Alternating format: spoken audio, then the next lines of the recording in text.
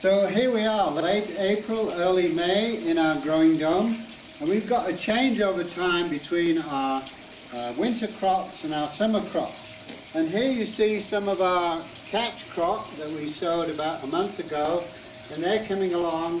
And here is our summer crops. These are the heat-loving crops. And what we do is we generally plant those on the very south side of the dome so they can grow up, and their big foliage can shade the pathway, it'll shade these cool weather crops. And so what we try to do in the summer is to plant all our heat-loving crops against the glazing. Perhaps there might be cucumbers or melons. You can put a little trellis and let them grow up there, and it makes a tremendous difference when you're looking for shade in the summer. So now here's my little standing board. When I'm planting in the middle of a bed, if I can't reach it, I just get a little board to put on the soil to distribute my weight so I don't compress the soil. Because plants like to have air spaces in the soil, so we don't want to compact it, which is why we do the pathways and then the raised bed. Now some people grow their own summer crops from seed, but we purchase some, and these are perfect time to transplant. The root ball is still intact, so the roots are not coming through the bottom, so it's a perfect time to transplant these. Make sure the soil is well fertilized. We put some good compost and manure in the soil, and then dig a nice hole, plant it down. I actually plant some of the stem as well, because the stem can put out separate roots. And a friend of mine digs a hole next to a tomato plant and puts in a plastic bottle with a cut in half, so that he fills the bottle with water, and the water over time sinks down and penetrates right to the roots of the plant. And that's a very, very useful thing to do, because often you water the soil and it looks like it's really wet, but the water hasn't penetrated. So that's a nice thing to do with tomato plants. And here we have some peppers. Those are heat loving as well, so we're going to put those next to the glazing.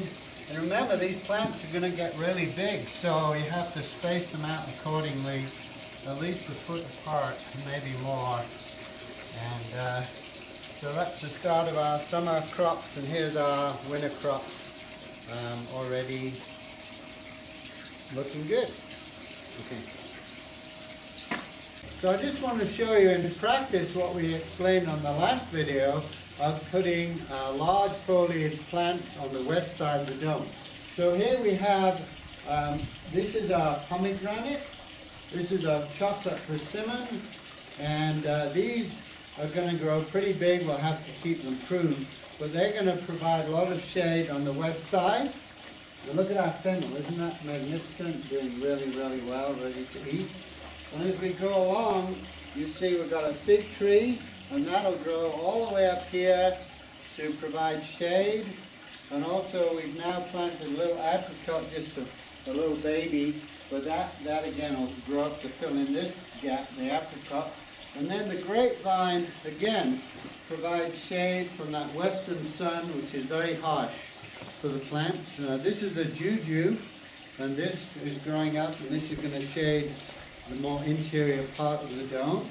And also we have another grapevine here, which is growing really well. And see, the grapes are flowering now, ready to make grapes. And so this again is on the west side. This provides tremendous shade. And as we explained before, the reason that large foliage plants help to cool the dome is, firstly, the plants themselves act as evaporative coolers. They have large leaves, they're always transpiring moisture, and then the leaves shade the soil. So this piece of pathway here is probably about 10 or 15 degrees warmer than the pathway over here, which I can feel the difference. And so that's large foliage provides shade. And the final methodology we've chosen to use to help the dome stay cool is a screen door.